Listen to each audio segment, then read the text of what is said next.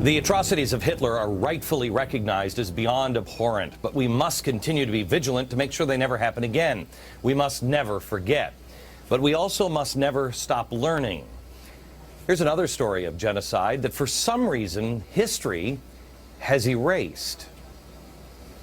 Growing deep within the roots of socialism is a brutal and dismissive view of human life. The essence of Marx is simply that the universe is run by these cold, material, impersonal forces, and that over time we are going to see us move from the feudal through the capitalist to the socialist to the communist stage. Along the way, a lot of people are going to get killed, and Marx was completely fine with this. In the Nazi Germany, these groups were of course defined by ethnicity, like the Jews, for example, and in the Soviet Union they defined them by social origin. But the idea was the same. Communist chief and dictator of 160 million Russians. Today, most have forgotten the scale of the Soviet atrocities, particularly what may have been their most horrific. It began long before Hitler's horror was revealed. Popular uprising had become a problem in the Ukraine. Their spirit of individualism threatened the grand design of Moscow. Stalin decided to take steps and correct the problem. The objective was to put the Ukrainians on their knees.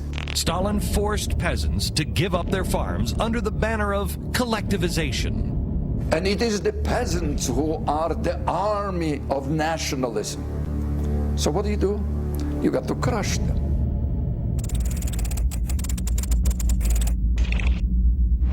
Наприклад, у моєї дружини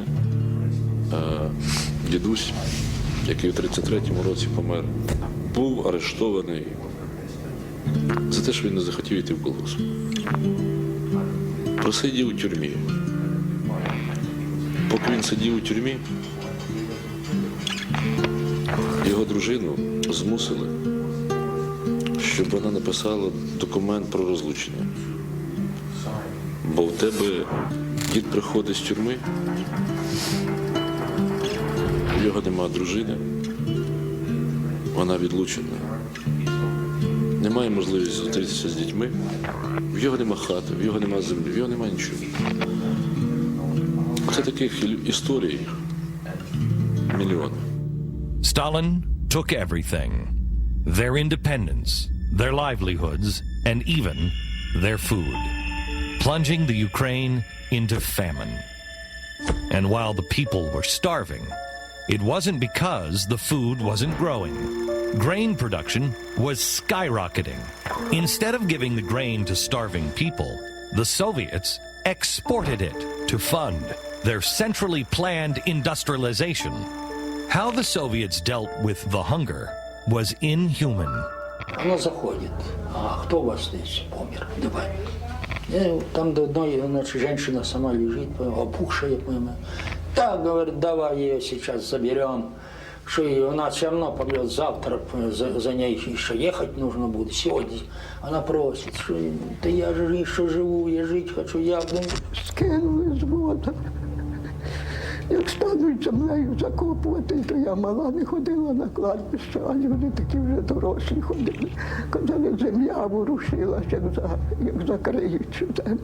The forced famine that resulted was so horrific, the situation so desperate, that there were even widespread reports of cannibalism.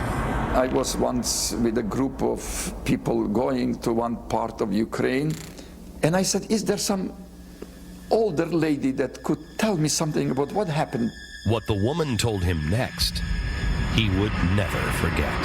And she said, oh my God, I really don't like to talk about that. She says, you see, there is this house on the top of the hill there. A mother ate her daughter. She was already insane, because people usually reach the level of insanity. And then she committed suicide. How did the Soviets deal with this? They printed posters that said, "To eat your own children is a barbarian act." This period is known as the Holodomor. roughly translated as murder by hunger. І помирати від голоду не було дуже рідким явищем там, в 19-му, повторюю, і 20-му столітті.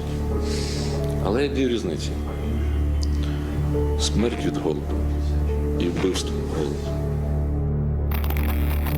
These intentional policies resulted in murder as efficient as has ever been seen in human history. You find that whole families actually die out, like 8 members in the family. Many millions of people were killed, and given the fact that it was done within 1 year, I believe it is certainly comparable to the great genocides of the 20th century. Most know that the horrors of the Holocaust resulted in the deaths of approximately 6 million Jews. But what many don't know is that the government-designed starvation in the Ukraine caused the deaths of between 7 and 10 million in just 1 year. None of this is meant to diminish the horrors of the Holocaust. The pure evil that inspired it is above question and must be remembered vividly and at all costs. Though, in addition, the other victims of vicious governments who have treated human life as nothing but a speed bump to their grand design must also be remembered. It is not just the number of people, it's the national culture also. Imagine how many writers, artists, all of them perished. One of the most disgusting things about the way we talk about communism is you have people talk about it as if it was this well-intentioned social experiment. But even at the level of first principles, of the sort of planning sessions, it was planned and premeditated mass murder on a massive scale. Paired with the newest devices of destruction. All the while supported by prominent media members. The New York Times now acknowledges their role in the propping up of Stalin's regime by their reporter, Walter Duranty. He called the forced famine in the Ukraine mostly bunk and viciously justified the millions dead by saying, you can't make an omelet without breaking eggs. Because of this information, many people in the West reacted quite passively to what happened in Ukraine. Duranty was there and his position was pro-Soviet. I think he did a lot of harm to the truth at that time.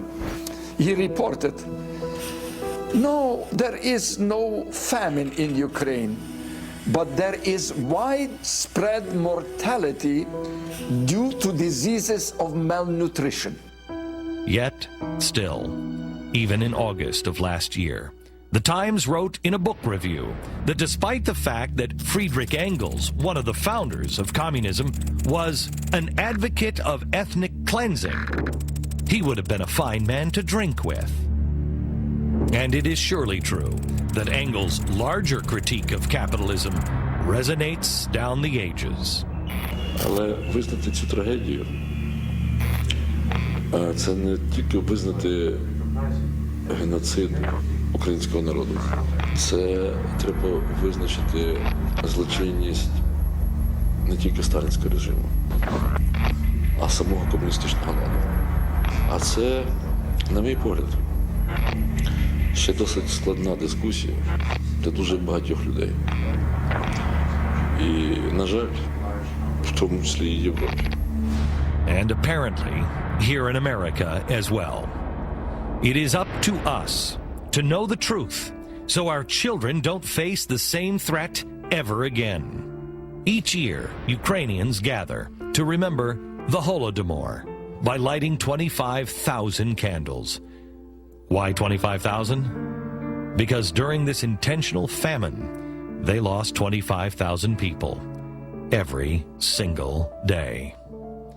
Allowing this to happen one more time would be unforgivable. The totalitarian system established by Stalin was responsible for murdering millions of innocent people in the most horrendous way,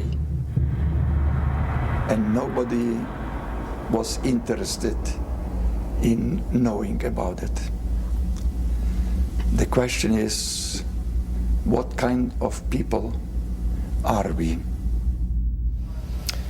In case you're still not convinced that the famine was intentional, during our exclusive interview for this documentary with President Viktor Yushchenko of the Ukraine, he said that during the famine of the Ukrainian people, they needed 10 million tons of grain to avoid hunger. They produced 12.2 million tons.